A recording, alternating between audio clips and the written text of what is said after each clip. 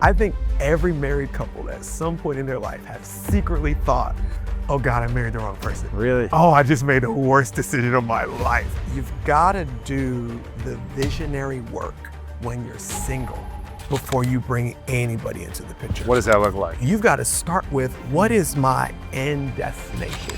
An incredible author, writer, pastor of the Union Church in Maryland. One of the fastest growing churches in America, my brother, Pastor Stephen Chandler. Don't fix the person you're dating. There is no relationship that you don't have to compromise and give up part of your dream. Here's one of the things people are, oh, we dated, we had a good time, it didn't work out, it was no big deal. No. The most valuable thing you have is your time. You could always make more money. You can never make more time. What is the problem with having sex in a relationship before marriage? This conversation, it might end a few relationships. You say we should not be dating unless it's to get married. Isn't that right? Yeah, absolutely. How do you phrase that though? So the only destination for dating is marriage. And if you go into dating and marriage is not your intention, not that you have to marry the first person you date. Right. But if that's not your intention to find a spouse, you will get yourself in trouble. One of my thoughts is That was me. a marriage license is the only license that they will give you with no training, no education, no test that you have to pass. Isn't that crazy? If you tell them you want one, they'll just hand it to you. And there's principles that we apply to building business, to getting into shape, fitness, to building wealth. And there's principles to relationships just as much. But if you don't know to look for them, you're not gonna find them. Did you have a good foundation or training when you were growing up as a young boy, developing your teens and early 20s? Did you have a foundation of what healthy, conscious marriage looks like? Ooh, yes and no. I'm making you uncomfortable You know, already. it's funny, you said, what's off limits? And I'm like, nothing. And then you start with what's off limits. No, so I had phenomenal parents. My mom and my dad were married for 34 years. My mom passed away from cancer in 2013, which is actually the same year I got married. But so I had that model of 34 years of a beautiful marriage to watch. But nobody's perfect. And everybody has their own, things that they bring to a marriage and a relationship and all that. So I had great picture of what it could be. And I also had a great picture of what I didn't want. Yeah, but also sometimes a great model isn't always the right roadmap, right? They may not be giving you the direction. They may be showing something. Here's a beautiful destination, but how do you get there? So I had a great model. I had no roadmap. Exactly. I always laugh and joke. I've been married for 11 years, going on 12. I got 3 kids, and I'm still waiting for the intimacy talk from my dad. Never came in middle school, never came in high school. It was kind of just like, go figure it out. So a lot of us leave home and nobody gave us that roadmap. But I'm blessed to have had some great mentors in my life. One gentleman told me, he said, Stephen, there are 2 decisions that will define the rest of your life. What you do with God and who you choose to spend the rest of your life with. He said, a lot of other decisions you can undo, you can redo, but those 2, he said, you can't get those 2 wrong. And with that thought, and a lot of more kind of ideas in that space, really kind of just brought intentionality from young. What you do with God and who you choose to Spend the rest of your life with. Those are the 2 most important 2 decisions. most important decisions you will make in your life. Do you think people can have a healthy, loving, abundant relationship if they do not have God at the center of the relationship? Ooh, I will say it is very difficult. And here's why. There's a verse in the Bible that says, if you've received love, comfort, joy from God, consider others' needs above your own. Say that one more time. If you've received love, joy, peace, comfort from God, consider others' needs above your own. Really? Why? One of the keys of making a relationship thrive is when you're in that relationship more for what you can give than what you can get. But if I'm living life from a deficit, I will look at every relationship of what I can get out, and I will What I need. and I will bankrupt that relationship because no human was designed to give me everything that I need. It's almost like you're taking money out of an account That you're not depositing in. Yeah, you're not depositing in, and is running dry maybe. Absolutely.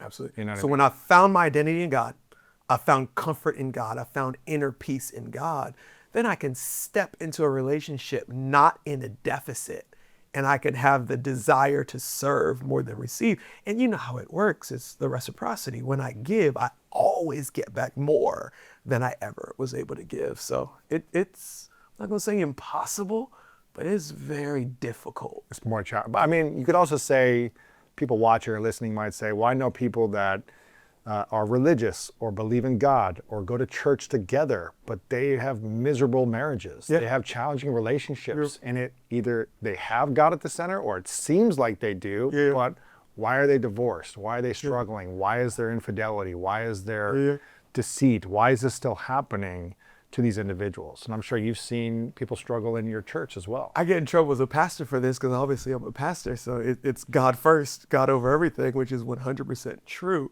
But I will tell people, shared faith is not enough reason to marry somebody. It is a part of a healthy marriage, but it is not the totality of a healthy marriage. And, you know, even in the church community for your Christian audience, we're told, you know, find a Christian and spend your life with them. And yeah, it's a little bit more than that. If I haven't unpacked past pain, if I don't have a clear vision for what I want to build, I don't know how to communicate, if I haven't found peace internally, if I haven't gotten over this selfishness deal and a heart to actually serve, I can bankrupt a relationship and still have God in my life and still bankrupt that relationship. Yeah. So you could have God at the center of your life, but lack the skills, the tools, or the self-awareness on how to be a good partner. Absolutely. And that's going to hurt a relationship. It will every single time. So we need the skills that, it sounds like the roadmap, you learn the skills along the way with the roadmap to get you to the destination. But what I'm hearing you say also is we should not, unless you're like in high school or something, or it's just like a fling, you shouldn't be getting into a committed relationship unless you see the possibility of wanting to marry. Here's how I would describe that. It would be as if someone went to medical school, finished residency, and their career path is, I'm going to be a doctor. And they decide to take a 3-year job working at a construction firm. Good job, great job. Pay the bills, yeah. We meet great people. It will not move you towards the goal of being a physician. It won't prepare you. It's sideways energy. It's a detour. And if you're living an intentional life and you've got a destination, I'm not even saying marriage is the destination. Let's say greatness is the destination. The more detours you take, the more you delay getting to where you want to go. And if we were humble enough, we would say there's people that we dated that were detours. Oh, yeah. That were an absolute I'm sure those people detours. say that about me too. Absolutely. You know? The other And it doesn't mean we were bad people, we didn't have good intentions, but if we're not thinking of that in mind, and it's like, it's not a distraction, because I feel like every relationship is also an experience that educates us, and that also gives to us, and hopefully we give to the other person. Yeah.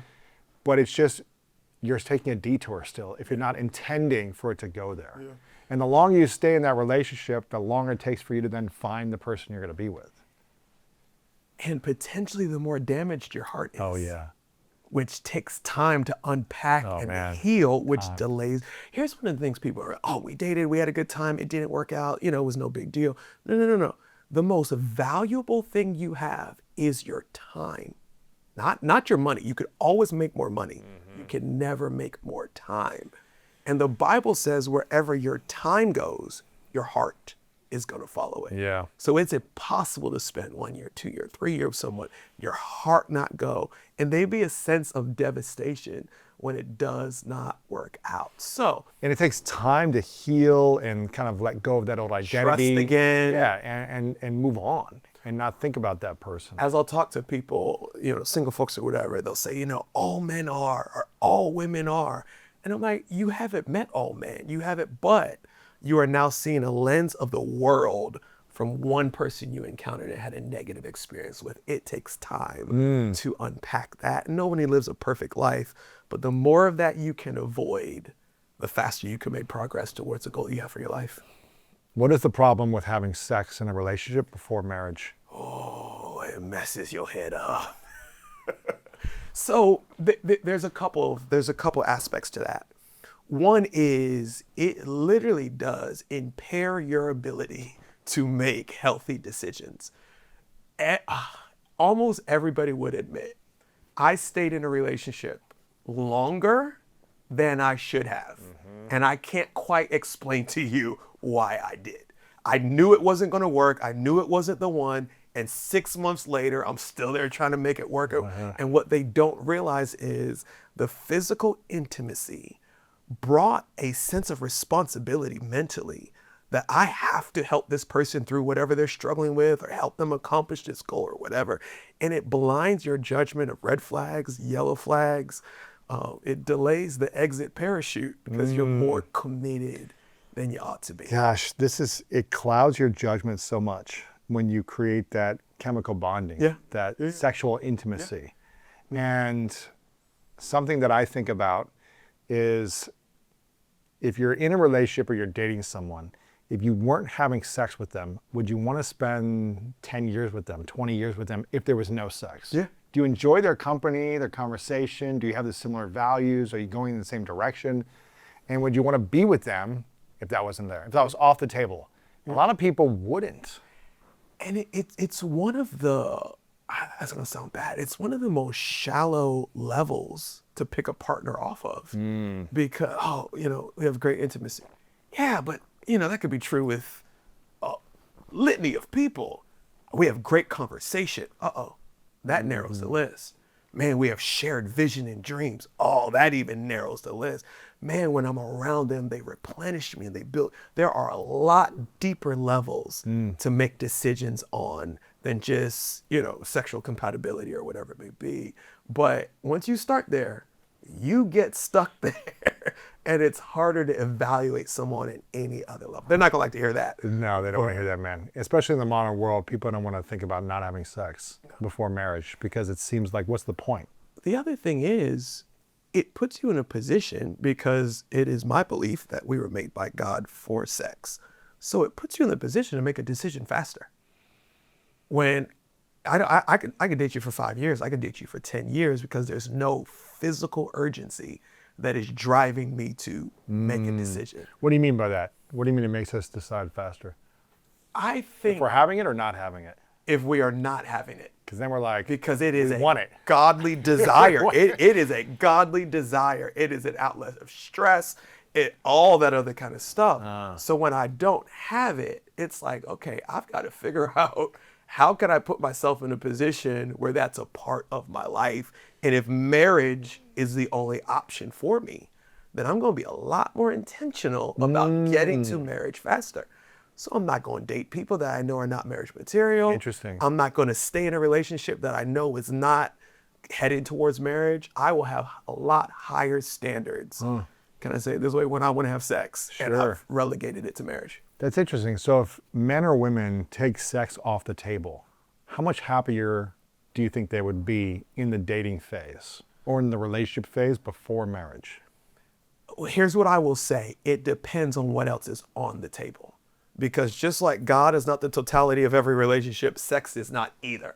So if you take sex off the table, but you still can't communicate, you still don't have clear vision, there's not going to be much joy there. Right.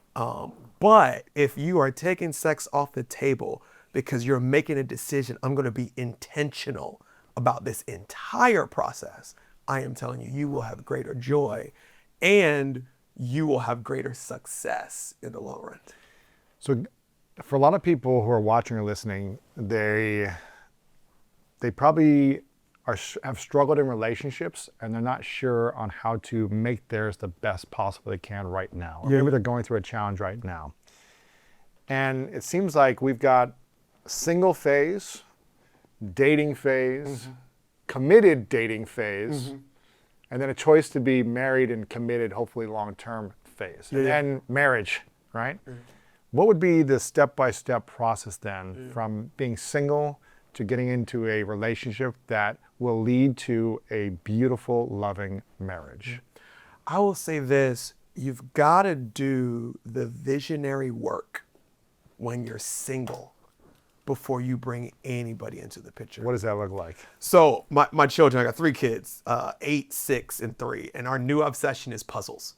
So we'll build 1,000-piece, 5,000-piece puzzle or whatever. And if you ever built a puzzle, you know the picture is on the cover of the box. Yeah. And then all of your time is just trying to create the picture that you see. A lot of people go into dating and they've never established a picture of marriage that they want to build. So you've got to start with, what is my end destination? Where do I want to go? Do you remember back in the day before there was GPS and you had to go on a computer and punch your directions in and all that? It says MapQuest or whatever. all that other good stuff. What's your current location and what's your final destination? And let me give you some final destination questions. Not just, I want to be married, but what do I want our life to look like financially? What do I want our life to look like romantically? What do I want our life to look like with communication and all that? Now that I've got a picture, and it can't be too specific that only one person on the globe can fit into this picture. But man, a woman or a man, they can fit into that picture. Now I'm out just looking for who's the person that can fit into the picture that I have. So that's step 1. You got to have a vision. Step 2 is don't waste your time with anybody who can't fit into that picture. Be intentional. But in the beginning, exchange numbers, we go out on a date, whatever it may be. We've decided we're going to date and be exclusive. It is so important that first season. And if you ask me, I'll give you a timeline. If you don't, I won't push it. What's the timeline? I say this, no shorter than 12 weeks and not much longer than 8 months. In terms of what, just dating, the dating phase? Of just having fun. Oh, really? And what I find is some people, they get too heavy too soon. So it's like the first date. How many kids you want to have? Oh, wow. What's your credit score? What's your idea of wealth? And it's just like, I don't even know you. And I don't even know if I like you. Let's just enjoy life, because friendship is one of the greatest foundations of any healthy marriage. But what if, I want to push back and ask you about this. What if, man, you can have fun with this person, but you haven't asked the tough questions until 3, 6, 8 months in, and you realize, our values are not aligned. Like, we can go out and have great dinner and go bowling and go travel, and man, we have great conversation and same interests, but they actually don't want kids. Oh, they're actually in debt $100,000, and that scares me. Oh, actually, they don't want to. That debt thing. Oh, they actually don't want to, raise our kids in this way. They, their in-laws are so intertwined in the relationship that it's too, whatever it is, whatever. How can we ask questions that make sure they fit the picture without interrogating them too much? So let me go out on a limb. What is in a person's heart will come out their mouth. It is impossible for what is in your heart not to come out of your mouth. So in that, yes, you're having fun, but you're observing. Yes. You're watching. Hold on. We've been together for 6 months. You've never even mentioned your parents. Like that, that's going to be very obvious. Hey, we've been hanging out for 4 months. You've never introduced me to your friends. Without interrogating them, if you're paying attention, you may not know if they want to have kids or not. I'm going to get in trouble. But if that's the person that you want to spend the rest of your life with, that may not be a deal breaker once you fall in love with them. Interesting. Or they may say, I want to have a kid with you. Yeah, and they may change their opinion. You know what's interesting? There was, as I reflect back on all the challenging relationships that didn't work out, but that taught me beautiful lessons. Yeah. I don't blame any of these individuals. I was equally a part of them. There's something, you asked me before we started the conversation, and you said something around the fact of like, how did you know she was the one for me, Martha? And I didn't really give you the clearest answer, but I knew she could be the one when I realized she was resourceful enough to take care of our future kids if we had them and something happened to me where I died. Where I was no longer able to provide. I trusted that she was a resourceful woman, that she was a spiritual woman, that she was able to do things where she could provide and value in so many other ways to children if we decided to have them, and if we decided to get married, all these different things, a few months in. Yeah. And I was like, this is a woman. Yeah. And I was always dating girls. Yeah. Yeah. Where I felt like I had to rescue or they weren't resourceful, but this person I can trust with my kids. Yeah. And that made me feel like, oh, this is, maybe she's not the one, but she could be the one. Yeah. It was like a feeling. This conversation, it might end a few relationships. Hopefully it starts some too. I was dating this girl. I was actually in high school at the time. And I was dating this girl and my mom just couldn't stand her. Ooh. But my mom knew I was stubborn enough that if she told me, I'd have studied and stayed in it a lot longer.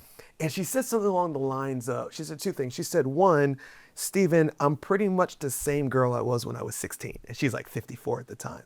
She said, I've matured and all that, but my personality is the same. What she was saying is, Stephen, you're waiting for this girl to change. And she's not going to change. The other thing she said is, pick somebody that you wouldn't mind raising your children. Which is kind of like what you just said. I wouldn't mind raising them. Yeah. Listen, a lot of us will stay in a toxic relationship because we're like, I can handle it. It's what it look crazy, but I can deal with it and all. But then when you kind of step back and you do what you said, if I wasn't here, is this who I want my daughter to become like?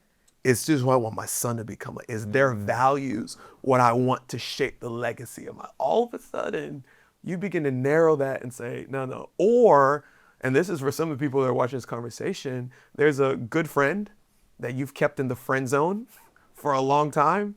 And if you were to take a step back and you'd realize this is the type of person that has the values that I want my family to have. And maybe you're overlooking someone that you shouldn't be. Why, maybe I'm just speak for myself in my 20s, but why do so many of us choose people with sexual connection over friendship to be in relationships of like attraction? Yeah. Wow, we have a great connection, or they're a great kisser, they look so good, or we're like compelled by the physical versus the spiritual or the friendship. Well, let me give you the answer that you probably wouldn't expect the pastor to say. Physical matters. Physical matters. You see before you hear. You see before you experience, and I believe God made us that way. I think there is someone for everybody, so I think everybody is attractive to somebody. But at the end of the day, I've got to wake up next to you every single day. I've got to lay eyes on you. And I know we grow, life change, bodies change, and all that. But I don't think that physical attraction should be discredited or ignored. And I mean, let's be real. Nobody wants to be in a relationship with someone that they're not attracted to me, but they like my mind. Or, I've got a great personality. I'm a good person. Yeah, you don't want to hear that. So I think physical attraction is the first step. The issue is most people, it's kind of like credit cards or whatever it may be. Most people don't have the self-control to be able to manage the physical attraction. That's important. Yeah. It's a part, but it's not the totality. And I've got to be intentional enough. Okay, physical attraction is ticked off on the list, but now let me go deeper and see if there's other things there that make it worth taking a step forward. So I wouldn't discredit it altogether. And you said in your 20s, well, that's some of the most immature seasons of our lives. Ain't nobody thinking very deep in their 20s, so that's kind of the. I always think about this. I don't know how people get married in their 20s, because for me, I just feel like I would have been married and divorced. Yeah. If I would, or I just had a really challenging time if I'd have gotten married the way that I know I thought in my 20s, or just my ability to manage my emotions, or just all that stuff, I would have really struggled. Do you think people should wait longer to get married, or getting married young is a good thing? Absolutely not. Get married young. Really? Okay, so I'm gonna get in trouble again. So when I got married, I was 26. I wanted to get married at 23. I blame my wife. I'm like, I don't know what she was. She was wasting my time. Where was she at? But I got married when I was 26. She was 25. How long were you dating for? Okay, why are you getting me in trouble? Okay, so here's the whole story. We dated for 10 months. So first date was December. Actually, no. I'm talking about first date to marriage. Wow. So So how long for- did you know her for? That's the thing, 2 years. Okay. So You we knew her, We but then knew you her. She started knew my dating. family. We were friends for Okay, 2 yeah, years. got it. So it wasn't somebody I was learning. Yeah, yeah. So anyway, first date in December. We got married the August of, so not even a full year. But, and like you said, man, if I got married in my 20s, there'd be so many challenges that I'd face. We faced all of them. So Really? you're 100% right. But here's the deal. When you get married in your 30s, you face those challenges. When you get married in your 40s, you face those challenges. So here's what I'll tell people. It's like investing for retirement. The earlier you start, that compound interest, I know, man. It's so hard. pays off. Yeah. If you can get through it together. If you can get through But it if you together. can't, it's going to be 5-10 years of stress. One of the things that I say in the book is that marriage was never supposed to be done in isolation. I actually tell people, do not date or marry someone that doesn't have great mentors in their life, whether it's family members or just wise counsel in their life. And those difficult seasons that you talk about, that I'd like to submit, nobody gets through marriage without facing those difficult seasons, and you come out stronger on the other side. When you've got wise mentors around you, what are they going to tell you? We've been through the same thing. You want to kill each other? Yeah, been there, done that, bought the t-shirt. You'll make it through. Oh, you're just being prideful. You need to humble yourself. Oh, no, that's major. Y'all need to go to counseling. You've got people to walk you through the journey. And all of a sudden you realize, no, this is normal. This is powerful. A lot of people jump out of a marriage because they didn't have anybody in their life to tell you, this is normal. Most people go, it's going to sound bad. I think every married couple at some point in their life have secretly thought, oh God, I married the wrong person. Really? Oh, I just made the worst decision of my life. That's just part of the journey. But if you don't have wise people in your life, you're going to think, A, you're the only person experiencing this, and B, this is a reason to make a lifetime change. When the right mentor in your life is able to say, no, then they're done that. That's normal. Or, no, it is as major as you think it is. Wow. And this may be a reason for a lifetime change. When you were working on the writing of this book, Relationship Roadmap, what was something that you realized that you believe in, maybe you preach at your church frequently, and you know really works well in a marriage, that you went against or struggled with earlier in your marriage? Ooh. Or was a challenge for you to fully embrace in your journey? Yeah, I think one of the things that I had to learn in marriage is, while I believe as a husband, it's my job to lead my family, it is more important for me to love my family than to lead my family. So in our space, especially, most of your audience, they're trying to maximize their life. They're building phenomenal careers, businesses, and all that other good stuff. You see almost everything in your life as, what's the opportunity? What's the next major thing? And I realized I was pushing my wife to accomplish goals that she didn't have for herself. Really? And didn't slow down enough to realize, not what do you see her as, but what's in her heart that she wants to do. And I also... So you were pushing and driving and trying to accomplish or create, or let's do this. That's what I did in every other area of my life. It's Right. push everything. As opposed to just, how can I be in love? Absolutely.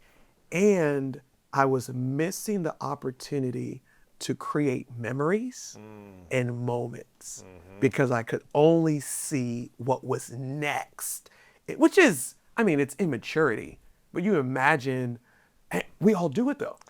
All you think about is marriage. Yeah, well, the thing you say is the first 2 steps in your roadmap is have a clear vision, like the picture in mind, and don't waste your time essentially on anyone who can't fit that picture. But if you have that same approach towards goal accomplishment, this is the end result, we got to go do this, you're not enjoying the moments in the present. The danger of vision is panic and insecurity. If you feel like that vision is possibly not going to come to pass, you begin to push at unhealthy paces, and you can bring that into a relationship. Yeah. So that was something you did early on? Oh yeah. Oh, yeah. Really? Oh yeah. And When good did, price. when did you wake up to it and say, okay, I just need to create memories and moments and be present day by day, even if it's not pushing towards my timeline of this goal? Well, I think there was a couple of factors. One was I thought marriage was going to bring a relief from the exhaustion of leading and building. The weight. The weight of it, that emotional drain. And when I was in the marriage and still as exhausted as I was before, I'm like, oh, dude, you're doing something wrong because it's not bringing the relief. And then you realize, it was me all along. It wasn't this person or whatever else. It's not going to fix something in me or solve something, yeah. I think one thing that we don't talk about in terms of this journey of vision and greatness is there is some peace that comes with success. For some people. For some people, it's like, what's next? What's next? It's not enough. But I think some of my goals started to become accomplished. And I began to realize, okay, Stephen, you can calm down. You can slow down. And also, if you don't, you're not going to like the person you're becoming. Really? So you probably need to take a step back. Really? And I think feeling the exhaustion when I thought it'd be gone after marriage and some of those goals being accomplished at ages far before I thought they were going to be accomplished, I realized, okay, you kind of need to chill out a little bit and live life, not just drive life. Really? So you accomplished a lot of your big goals and dreams earlier than you expected. Absolutely. Yeah. And then you realize I need to take some pauses or take some breaks or be more present. You realize there's more to life than just the next goal. It's interesting you say that because Michael Todd, when he was on here, he said early on he had a mentor when he was getting into his, becoming a pastor and learning about how to be, an effective leader. He said he had a mentor who told him you need to take a month off every year. No matter how successful, how busy, how many people want your time and attention, how many opportunities. Yeah. You need to schedule a month off. Otherwise, it's going to trap you, and you're going to burn out. Yeah. And he said he always does that every year. I think he does it every year. But he even said I had one of his last books that came out was a New York Times bestseller for like 16 weeks in a row. He goes, I had all these opportunities to go do more press, but I had this scheduled in for this month. And the week I left to stop doing press, the book came off the New York Times bestseller list, but I'm at peace with that because I know I'm in this for the long term and not just trying to grab everything right now. Yeah. And so it sounds like you have a similar approach to making sure you either have days, weeks, or time where you reflect, recover, and relax. Life will always give you opportunities that are not worth taking. Every opportunity has a cost, and you've got to make the decision, I'm not willing to pay that cost. What's the cost? I'm not willing to lose my health. I'm not willing to lose the relationships that matter to me or whatever is on your list. And early on, you say yes to everything. You have to. You have to. There's not a lot of trying to survive, man. Yeah. But after a while, it is your no's that catapult you forward. Yes. Not your yeses. And for driven people, that is so hard to figure out. I say this when it comes in, I put this in the book. I actually started the book off talking about, I had, a great personal success. And it was just email came, it was mind blowing and all that. And, in my space as a pastor, I can't get on Instagram and be like, look at me now. Like, that's not very appropriate. So I go home, I turn on the radio, I'm blasting Outkast. I'm on the kitchen countertop going off, and my wife comes, she jumps on the countertop, and we're just celebrating. And I finally learned how to make moments. And in that moment, it struck me, and I hope this kind of shakes somebody. What use is it of accomplishing greatness if when I get there, I've got nobody to share it with? The moment doesn't really become a moment if there's not people there that can scream and shout and just fully celebrate me in that moment. That's what marriage is. And a lot of times I think some people just see marriage as an inconvenience. It's just like, I got this other miserable person that I got to keep happy. I can't even keep myself happy. Like, I don't got the time for that. I'm too busy hitting this goal and hitting that. And what if you accomplished every goal in your life before you died? What would you do in that gap between all my goals are accomplished and I leave this earth. I'll tell you what you want to do. You want to spend time with your grandkids. You want to impart all the wisdom you received to the next generation. You want to sit down with your spouse and say, look at what we built. Look at what we accomplished. Wow. But you've got to start making that investment in your early 20s before, that time comes. Yeah, there's an amazing book called Die with Zero that talks about memory dividends. Yeah. And if we're not creating these moments now and having time to reflect on them now also in our 20s, 30s, 40s, or whatever, we won't have the dividends of the memories later as well. Yeah. We've got to enjoy those moments and make moments and be present to them.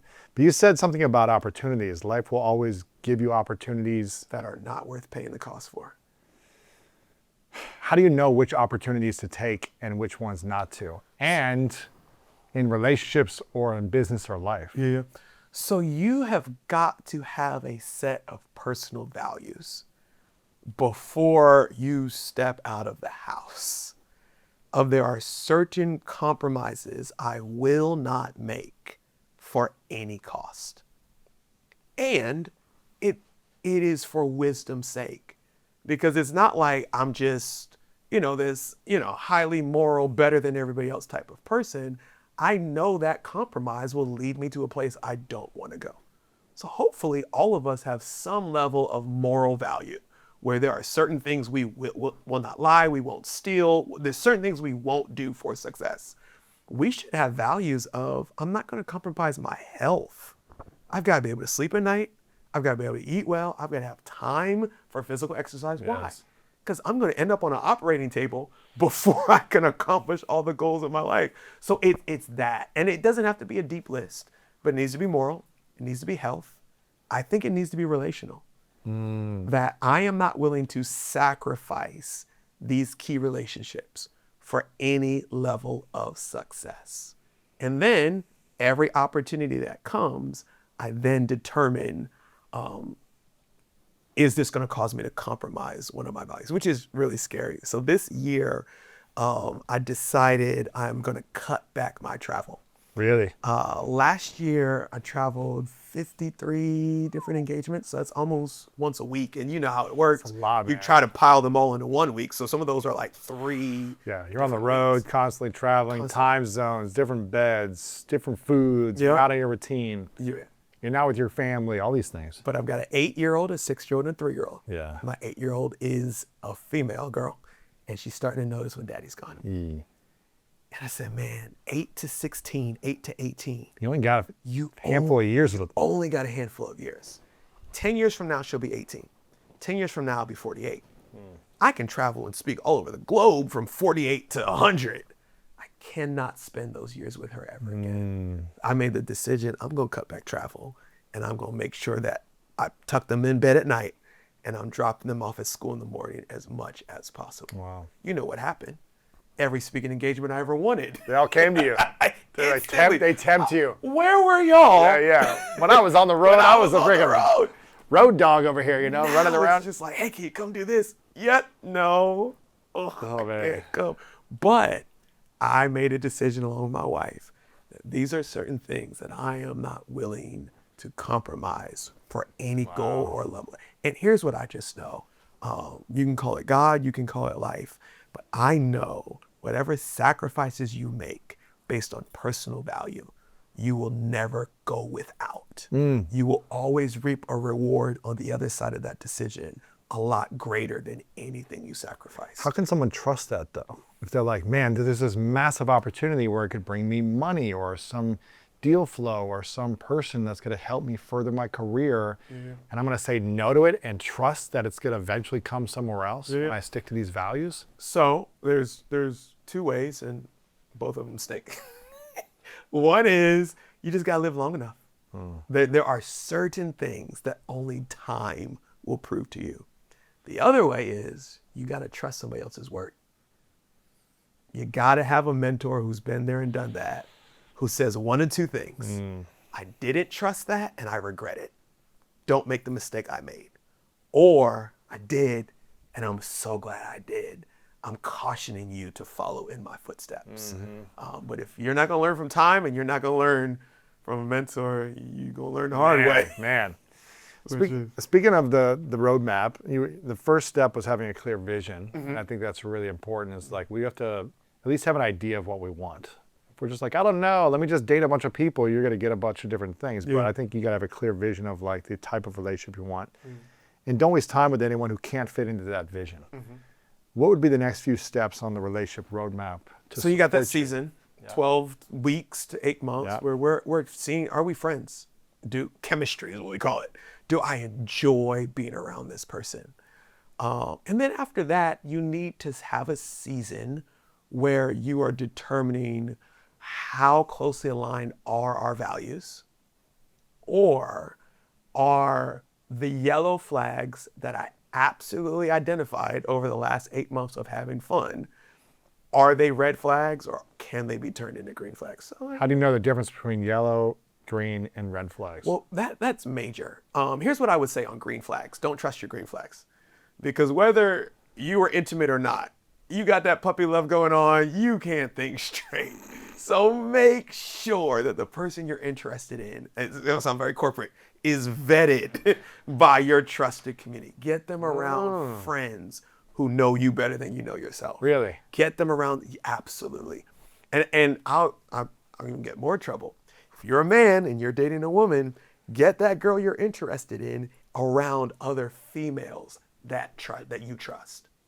Because women have a way of tricking all of us guys. If she's yeah. pretty, she's gorgeous, Yeah, we you can't think. none of us are thinking straight. No. Get her around a woman that ain't impressed and that knows all the tricks. And, vice versa. So that's a green flag. Yellow flags, you mentioned it and I kind of cringed. Oh, they have $100,000 worth of debt. Okay, hold on. Debt can be paid off. Would you really miss out on a really great person because financially? Depends how it is, though. If it's like, they invested in like going to school because they have a vision for their life, and this was a part of that, versus They got 28 credit cards. they're just like they're not thoughtful of money. Then there might be a different type of issue. And that's why it's yellow. Yellow means investigate more. It's not a deal breaker, and it's also not it's no big deal, keep going forward. It's more investigation needed. Yeah. What are they doing to improve, or how are they handling it? Things like that. Some people are like, I will never, date or marry somebody who has children. Whoa, hold on. You can be missing out on a phenomenal person. Once again, it depends. What's the circumstances? What's the level of maturity and health in handling and managing that reality? And there are some blended families that have built amazing lives. Yeah. And then there's some people who marry some people with no kids have done the exact opposite. It's true. So yellow means more investigation needed. Yes. Red obviously means run for your life. And these are things that, here's how I would put it. It's an issue, and that person is showing zero interest in building and growing in that area. Zero. So you're like, Zero. all right, what am I doing? So let's talk about emotional regulation. We automatically think about the person with anger, with rage, whatever it may be, and you're just like, oh, that's a warning flag. Can I give you another red warning flag? Somebody with zero emotions. Somebody who cannot celebrate wins. That's true. Somebody who can't celebrate themselves or others. That is going to be very frustrating in a marriage when I'm dealing with someone who cannot emote. 100%. And we only see one side of the spectrum as the red flag. We don't, matter of fact, especially if you come out of a dramatic relationship, you might actually enjoy the fact Of course. that there's not much emotion going on in this new one. But that will come, and it's not that the emotion or lack of emotion or whatever it may be is a red flag. It is their unwillingness to grow and develop in that area. Hear me, without your input. Don't fix the person you're dating. It's not your job, and you're not capable of it. Wow. And if you are dragging a boyfriend or a girlfriend to a level of life that they don't want to live at, what do you think marriage is going to look like? Oh man. It's a life sentence of dragging someone a place that they do not want to go. So you've got to evaluate, does this person have a motivation? You could have $300,000 worth of debt. But if they're like, oh, it used to be 500, I've paid off 2. And I have a vision for my own life financially. All of a sudden, that's somebody I want to partner with. Yeah, of course. But yeah. Yeah, you can't change your partner. And one of the big agreements that I made with Martha when we got into a relationship was, I was like, listen, I'm never going to get upset at you. I'm going to be maybe frustrated, or maybe we're going to have like disagreements, but I'm never going to be angry at you for your way of being or who you are, because I feel like I've gotten to know you. I feel like I've seen your personality. We've had all this time together. And I'm choosing to get into this relationship accepting you for who you are. And because I'm going to accept you, I shouldn't try to change you. Yeah. I know you have a growth mindset, so you're going to be growing on your own. I know you want coaching and therapy because you're already doing it. So you're in a mindset of like, how can I reflect and improve and grow? So me trying to change you doesn't work. And I have one condition: don't try to change me. Accept me as well. This is who I am, and I'm going to grow, and I do coaching, and I have mentors, things like that. But as long as we can accept each other, I think it could be a beautiful relationship. That's when things get in trouble. And that's what I dealt with in my past, was like, I always felt like I had to change to make someone happy. And that's exhausting. It's exhausting. You used a perfect phrase, a growth mindset. Yes. Because I cannot change anyone. No. But we all have to change as life changes. If that person does not come with a growth mindset themselves, I'm in trouble. So what I'm looking for, and I think that's a great way to kind of sum up the red flags. There are really no red flag deal breaker run for your life for a person who has a growth mindset. Yeah. Because whatever that flag is, it's only temporary. What the red flag is, this person has zero interest in becoming the best version of themselves. Ron. Fat. Ron, this is going to be a controversial question or conversation we're about to talk about. I'm here for it. What is the difference between a man's role in a marriage, a woman's role in a marriage, and God's role in a marriage? Okay. Well, God is easy. That's an easy one. It's God's job to change everybody. Everybody else, leave that to him. That's not your job. So that was easy. The man and the woman's role. So let me start. I ain't scared. Let's do this. Let's start off with this. Let's talk basketball. You use the same analogy I use. Listen. You use the same one I use. I love this. Let's take male and female roles out of the equation. And let's just say this. Somebody got to play point guard. Well, we can't both dribble at the same time? It's only one basketball, okay? We can't both bring it up with the court at the same time? Somebody's got to be center. Somebody got to get that rebound. Somebody got to start the fast break. There is no, let's say it this way, there is no organization that does not have clearly defined roles. No successful organization. No successful organization. There might be some that literally, but that's why they're not successful. Exactly. I'm a pastor, obviously. I believe the Word of God is the way to live. A lot of people don't realize this. The marriage and family was the first organization ever created in Scripture. Before there was business, before there was church, before there was government, there was family. So when you look at the family as an organization, there are roles. And what are the best use of the roles for men and women in marriage? All right, you go pin me in the corner. This is my belief, and you're free to disagree with me. I think the man has a few roles. I think one of the primary roles is to protect. I think it is the man's role for his spouse, for his children, to protect physically and to protect emotionally, which is very interesting in this generation because some of the greatest threats to our family won't come at the front door. It's going to come through the internet. And I've got to know what's on my kids' phones and what's on their tablets. And I've got, all that other kind of stuff. So I think protection is major. I think it is the man's role to be the provider of the household. And this is where I get in trouble are you saying a woman can't make more than a man? And what if she makes more than a man? And do you believe in stay-at-home dads? This is where I will get canceled. I do not believe in stay-at-home dads. And I'll tell you why real quick. If you're going to cancel me, let me say this first. Because I don't think work is about money.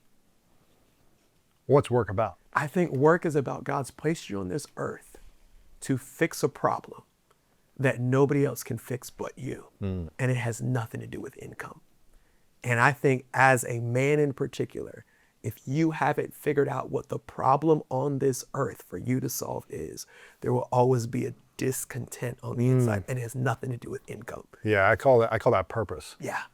You know, it's what's the purpose you're meant to do to solve that problem, to help fix this thing Are or you serve. saying that raising kids is not a man's purpose? Let me get in trouble. I don't think it's a woman's purpose. Because them kids are going to be there for 18 years. That woman's going to live for 60, 70, 80 years. I think even women need to have a purpose outside of, I just want to raise kids and then sit around for my grandkids. Like, no, there's a greater impact. Not there's anything wrong with that. And once again, fulfilling your purpose doesn't have to come with an income. So I'm not saying everybody has to be out here working in corporate America or whatever else it may be. I love how you're looking at me like, this guy's going to back himself into a corner. No, I'm just. But so when it comes to provision, here's what I would say for a man. You've got to make enough money for your family to have a roof over their head and food on the table. If your wife makes a lot more than you, great. It just means the quality of life, the level of living, the experiences you're going to have are going to be greater. But if she does not want to work, we will have a house to live in. We will have food on the table. We'll have clothing on our back. And everything after that is icing on the cake. What if she's like, oh, my man's not able to provide in the same way that all my girlfriend's men provide, and so that we live in a way that is not as enjoyable as them. I can't go and do certain things with my friends because we don't have the means, because my man isn't providing for me. Yeah. So I'm gonna have to step up and go make my own money because he can't provide. Well, that's real. And you may not like me for this, but that's why I said before you date him, have your vision. And when you're interested and you're looking to spend, does this person fit into my vision? And here's what's difficult. It's not fair 10 years into your marriage to switch the vision. If you were content with this level of living before you met those people, it's not fair to now have a resentment towards someone that they're not fulfilling a promise that they never made. But that's tricky though. 10, 20 years, you might have a new vision. You might have a new vision for life. You might have different goals, different seasons. We've been walking through it. And if you married a growth mindset person, they'll be growing and they earning will, more. They will go with you. Of course. The issue is, I got somebody who doesn't have that growth mindset. I know, that's the challenge. But okay, Stephen, at 22, you're not making squat. You know, you're making 10, 12 bucks an hour. You're not providing. You can't even afford rent. You're still at home. Yeah. How are you going to marry someone who can't provide when you're that young getting married? So we do this, singles night. And I mean, this last one was 3,000 singles. And it was, Q&A and all that. And one of the number one question from women, especially women in their 30s, was, I've got, 3 master's degrees, a 6-figure income. Yeah. I've got my 401k. I will I've got my home. Literally, I will not settle for a man who cannot match me financially. And I said, I'll let my wife take this. But I said, well, my wife made more money than me when we got married. I was a pastor of a church of 50 people. Yeah, making nothing. Nothing. She was a nurse. I mean, first of all, nurses make good money, and then she could take all the overtime she wanted. So if her decision was strictly financial, I wouldn't have had a shot. And so they asked her, well, why did you marry him? Because he was broke. And here's the funny thing. My wife had no debt. I brought all the debt. I had student loans, I had car debt. It was a mess. That's why you justified the $100,000. Don't give up on the guy with debt. I got caught. But here's what she said. She said it was a simple decision because I married a man with a vision. And she said a man with money and no vision is not guaranteed to have money for long. But a man with no money, a vision, and the track record that he has the work ethic to accomplish that vision. She said, I followed him because he had the proof that he was going to work. Wow. And he had a vision of where he was going. Yeah, you weren't just sleeping on your parents' couch trying to figure out life, just being a charmer. You were working, you were devoted, you were committed, you had a vision for your life, you were developing your skills. And so someone can sense and feel that. Can't evaluate somebody based on their net worth. Yeah. Because that is a temporary measurement. You've got to evaluate them based on their vision, based on their work ethic, and based on the proof that they accomplish what they say they're going to accomplish. It's kind of like what beauty and looks are for men in women, money is to women and men. It's like you could see the person with a lot of money and can be very seductive and attractive. Oh, this person can provide for me. But do they have good character, good values? Do they have good relationships? Or are they just going to, be abusive in some way because they feel like they have money or power? So this conversation started with what's a man's role, what's a woman's role. And, everything's fluid nowadays and everybody could do whatever, but nah, because women do have a need for security. We'll say, oh, she just wants him for his money, she's a gold digger. No, hold on. Maybe there's an internal need in women of, I need to feel secure. And part of security is there gonna be a roof over my head and food on the table? What women have done is, well, I don't want to trust him for the security because he may walk out the door and now I'm high and dry, so I will go out and get it myself. But it's not just all about, I just want money and I want to live a great life with my friends.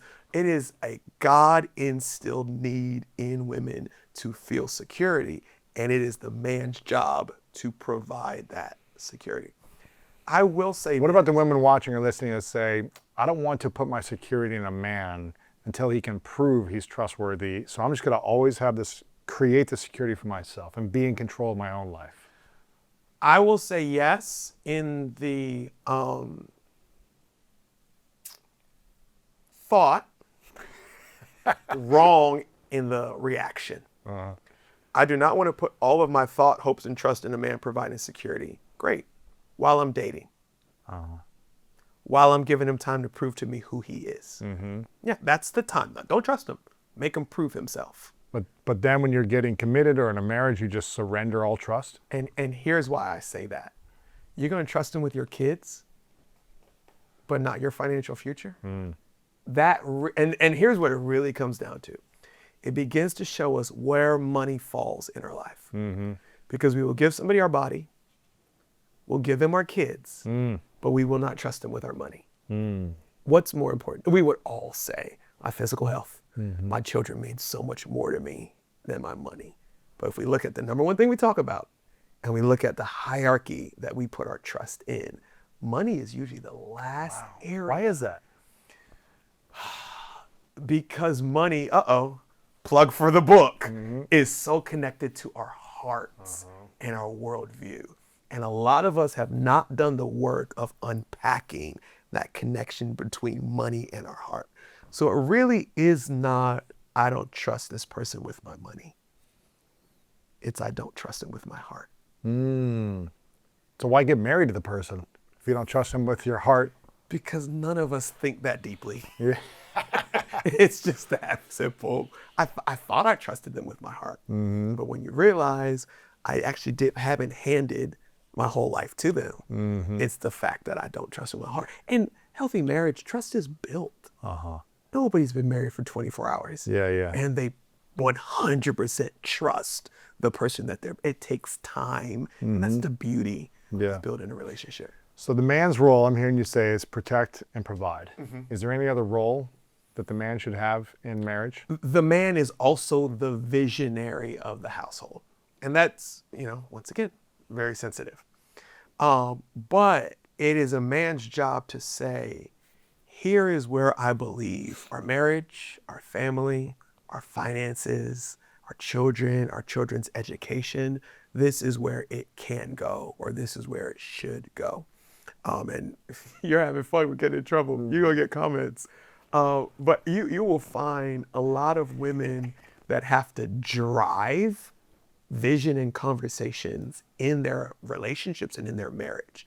They will say, I do it because I have to, because he won't. Because he's not leading. Not because I want to. Yeah. And a lot of women that step out of relationships, they'll say, because I had to lead him and I did it. You know what's so funny? There's these natural things inside of us that we respond to. But then when somebody wants to write it on a piece of paper and say, this is a man's, we pushed back against them. A lot of women, some may, I want to call the shots and I want to lead and everything and all that. But a lot of them are like, I'm doing it because I have to, not because I want to. Let me push back on this then. Yeah.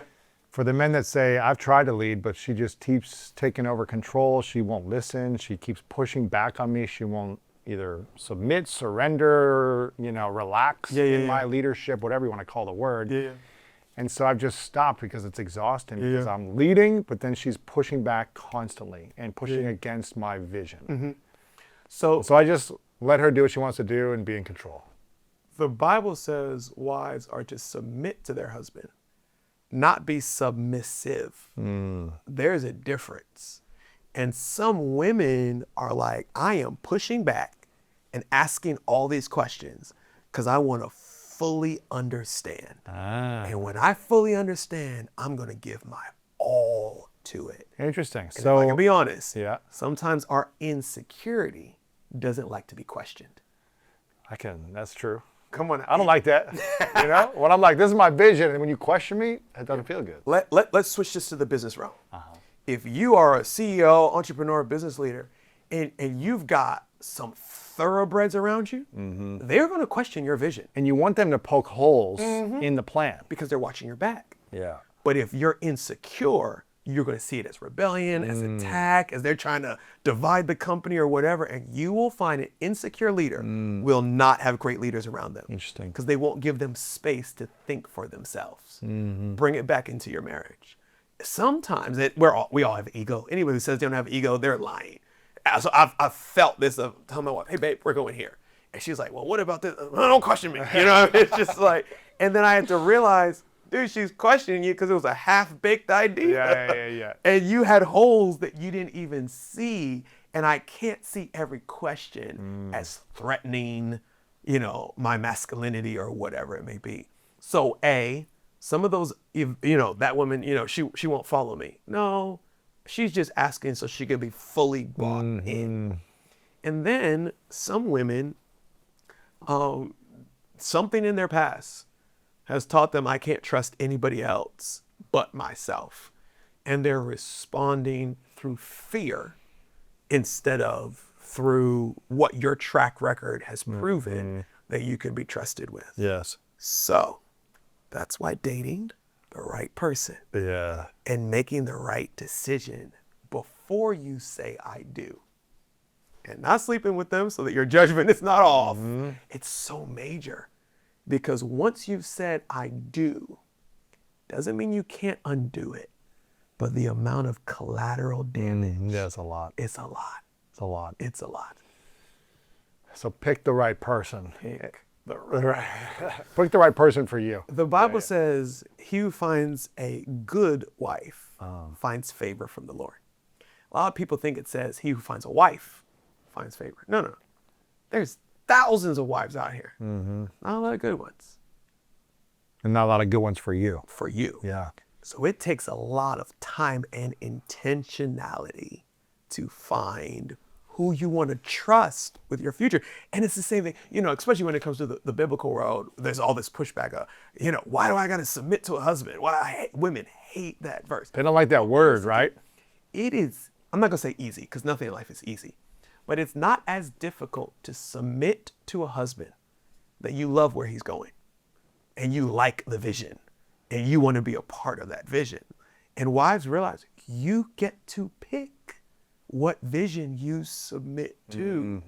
So pick well. Just because he's ripped and got muscles and he's 6 feet tall and got a 6-figure income or whatever the sixes you're looking for are, does not mean that that's the only thing to pick from. And this thing called life, we live based on the decisions that we make. 100%. And they're major decisions. So what is the role of a woman in a marriage then? So when you think about marriage, I would divide it out into different spaces. There's family, there's finances, there are extended in-laws, there's career, all that other good stuff. And I think one role of a woman is to be the nurturer in the home. Not the only one. Us men, we have to be nurturing. And it does not mean that women have to stay home with the kids or they shouldn't. That is every family specific decision. And anybody says everybody should do that is just naive. However, God has given women a sensitivity, a connection to their emotions that's a lot more challenging for men, that is easier for them to create that nurturing type of environment, whether you have no kids or whatever it may be. And as a woman creates that, it's a lot easier for a man to step into that. Make sense? 100%. So that's one. Two, I heard a pastor say, when you think of the word submission, just think of the broken out support the mission. So it is the wife's job to support the mission, which in one season of the marriage may mean I'm out here working, making more money than my husband, because that supports the mission of our family for this season. Wow. It may mean the exact opposite. It may mean that I step away from my career and I'm home with the children for a season because it supports the mission, not that he has, but that we've set for our family. So you can't say women should stay home with the kids or women should be out here working or whatever it may be. It's what is the mission that we've mutually agreed upon is the mission for our family, and how do I support that in this season? I love that. I say, this is kind of using a biblical term, but the word prophecy or prophetic. I think one of a woman's role in a marriage is to be the prophetic voice, which prophecy, the word really means to encourage, to put courage in. And one of the roles of a woman is to say, we can do this. We can accomplish this. Us guys, sometimes we are so in our head and we are our worst critics. And I mean, it's a minor mistake. And in our head, it is the biggest thing ever. And when you've got that right woman in your corner, I said, no, you're overthinking it. No, the goal can still be accomplished. No, it breathes life into the family, and it brings you to goals that you would have given up on if you were by yourself. Wow. What do you think people struggle with hearing the most about their roles getting into a marriage, both men and women? I think one of the things that both men and women struggle with just in marriage in particular is I'm going to lose my identity. I think women struggle with this more, but I'm going to be overshadowed. There are going to be things that I want to accomplish that I'm not going to be able to accomplish because we're, serving my spouse's vision in this season or whatever. Life is all about giving up something you want for something you want more. What do I want? I want to be on vacation 12 months a year. That's what I want. What do you want more? I want to build a legacy. I want to build greatness. I want to build an impact. So yes, I'm going to give up Cancun for 12 months out of the year, but what I get in return is greater than what I gave up. Forget marriage. There is no relationship that you don't have to compromise and give up part of your dream. What makes it worth it? What I get back is greater than anything that I've given up. So guys or girls, when you get married, you're going to have to slow down a little bit. Because when you were single, you made a decision and you acted on it. And you had nobody to check in with. And slowing down for drivers is frustrating sometimes because it's just like, I've already thought it through. I've already made, let's go. But slowing down and making that decision with someone who has massive talent and gifting and ability is going to make the results of that decision far greater than they would have been if I was by myself. So yes, I gave up the speed at which I love to go through life in, but the reward it's worth it. Yeah. So that fear of I'm going to lose part of myself and I'm not going to relieve that fear. You will lose part of yourself in that marriage, but you lost part of yourself when you launched that business. That's true. You lost part of yourself when you had those kids, and that's life. You're developing, and it's worth it. when you see the goal on the other side.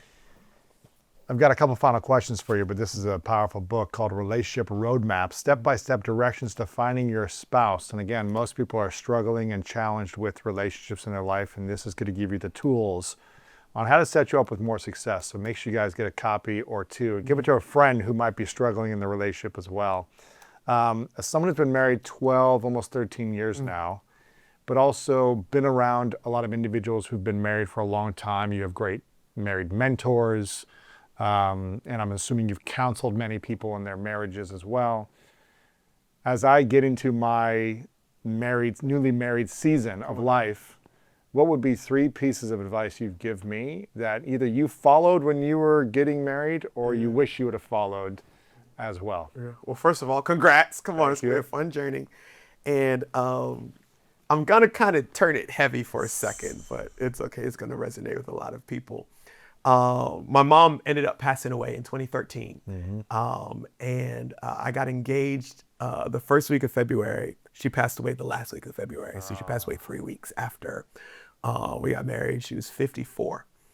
And, you know, when someone's coming to the end of their life, life comes in perspective. And the things that matter. And the things that you thought mattered, you realize at this point. And so the greatest piece of advice I got was from my mom. And she said, Stephen, if I had known I was only going to spend 34 years with your dad, some of the things that I was dogmatic about, I now realize they don't matter. Wow. So in marriage, pick which hills you're going to die on. And I'll even say this, 3 or less. Don't have a lot of them. Like, I will not compromise on this. And then other things, we can talk, we can disagree, but don't make it, you know, World War III. You know, some of the dumb stuff we get in a relationship. You know, my husband bought a red car and I hate red cars. Why do you know? But at the end of the day, nobody cares. You know, you drive the car for 5 years, you get a blue one next. It doesn't matter. But, you know, in that moment, it seems like the biggest deal in the world. Or, man, I don't like the house. This is gonna get me in trouble. My wife did not like the house that we bought after we got married. And yeah, I'm a little bit of a bulldozer. So, you know, I asked her and I got her permission. But looking back, I probably kind of, you know, pushed her into something that, and we ended up living there for 2.5 years. We thought it was going to be our forever home. Nah, and you're out. Work changed and we ended up, and she said later, man, that taught me something. That even when I disagreed with your decision, it wasn't a lifetime decision and it wasn't worth the emotional. So the less wars you have in a marriage, the better. Yeah. And when you look back, you're going to find out that it wasn't worth it. It wasn't worth fighting or arguing about. Yeah. Okay. So that's your first piece of advice. Yeah. You got 2 more? I got 2 more. Make great memories. Make great memories. One mentor told me, accomplish great things in life.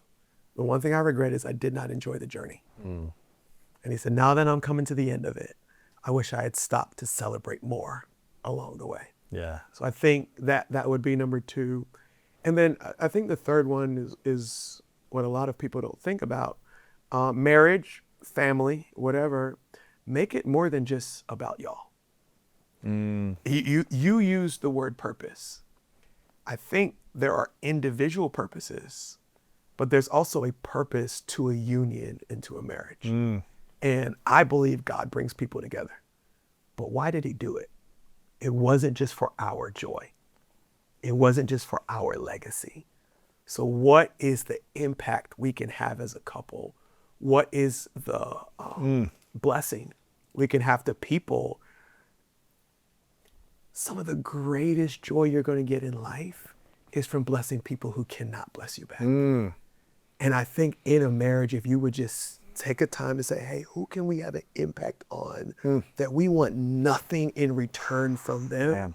At the end of your life, some of your greatest joy is going to be the people that we impacted. And we'll find out just the joy it brought us. Yeah. We received far more than we ever gave. I'm getting the chills the whole time we're talking about this because that's another thing, now that I'm thinking about it, where I realized that Martha was the one. Early in the relationship, just service is a big part of my life. Yeah. Being of service, and however that might look. It might be donating to a cause I really care about, or just impacting the person that I come up to me on the street that says hello. Yeah. And being of service in that moment in a small way or a big way, but thinking about service as part of my mission to life. Yeah. And when I realized that she wanted to make a big difference as well in the world, and that she cared about, how could we as a couple also do something to serve people that either give us something in return or don't, like just how can we give and make a difference? And having a partner on my team that wants that same mission, that's when I realized, I'm not going to be the only one thinking about service in a relationship, because that's tiring as well. It's just you, but two people coming together, finding a purpose to serve either your friends, your family, your community, or whatever you can, is a beautiful thing. Let me brag on my wife, Zai, for a second. When I tell you this woman has expanded my universe, it will happen to everyone.